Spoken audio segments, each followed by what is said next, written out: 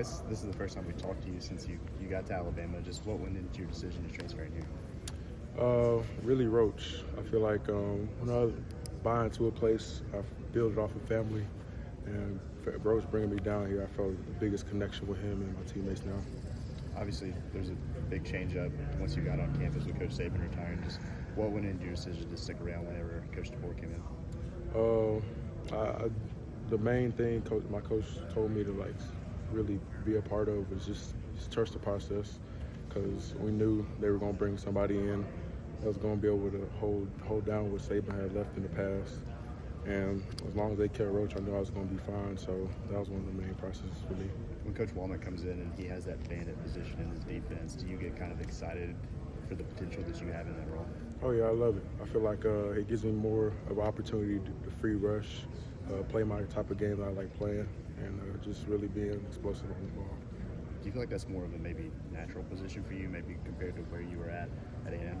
Yeah, most definitely. I feel like I wasn't being used to my best ability back at A&M when it came to dropping and stuff most plays, but now that I'm like mostly a hand down, man down person, I feel like I can use my abilities to the best. How much weight did you have to lose at A&M to play that spot for them? So I went into A&M about 280, and I dropped down to about 245, 250. But you have to gain a lot of that back. Oh yeah, now I'm back. I weighed in at 284 today. Mm-hmm. So was that always the plan, even with Saban's defense, for you to get bigger, play? Oh yeah, I mean, because I know even with Saban or Coach Mack's defense, the bandit position, you're gonna have to be a little huskier, because you're gonna move from 5 to a 9 to even a 3 or a 2I. So you gotta be able to play every position, and I don't think being 245 would be the best, trying to play a 3 or a 2I. How much time did you spend around here when you were younger with your dad, being here, and obviously with high school, I think it was there as well? Oh, always. I knew Jeff and them back in the staff. Everybody knew who I was. As soon as I transferred here, they knew just off my dad because of how much I was here back in the past. I flew all the games, all Nick Saban's games. Even his first game, I was there on the plane with him. So, yeah. Did you think strongly about coming here as a high school player? What changed to get A&M? Oh, it was really a battle. It was really between A&M and Alabama, just because of the relationships I had with both coaches, Coach Roach, Coach Price. But that was just my end game. I feel like I had a better relationship with Coach Price before Roach.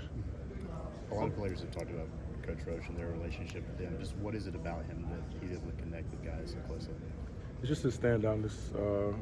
He knows when to keep it real and be serious, but on the side, he's a funny guy in general, and he's really a family man. He treats all his players like he's a part of it. We're all his sons, and I feel like that's the biggest part of it. You talked in the offseason about I think a Snapchat with Kalen DeBoer. Have you Snapchatted him at all? Nah. Well, really just once. Really just once. The first time I was like, "What's up, DeBoer?" Did he get you back? Oh yeah, he did. It was crazy. It never happened before. Yeah. It really shocked me. What part of your game do you feel like you can best put on display here at Alabama in comparison to how you were used? I feel like my rushing game is 10 times better when I came here, because now I am more man down, hand down. I have that ability to be able to rush that passer instead of having to do 50-50 drops every now and then. What were your first impressions of Ken Womack's defense when he kind of came in here and you saw what you'd be doing? What did you kind of feel about that role, and did it excite you? Oh yeah, it excited me. I really felt at home. I felt like as soon as I got into town, connected with Tim Keenan III, he's really a family man. I knew just based off of his actions and how he treated me as soon as I came out, I knew I was going to be a part of a family coming in here. You missed a little time at the beginning of camp. It seems like maybe hit your stride the last week. Just how much more comfortable do you feel? And now they're 2 or 3 weeks in. Oh, way more comfortable.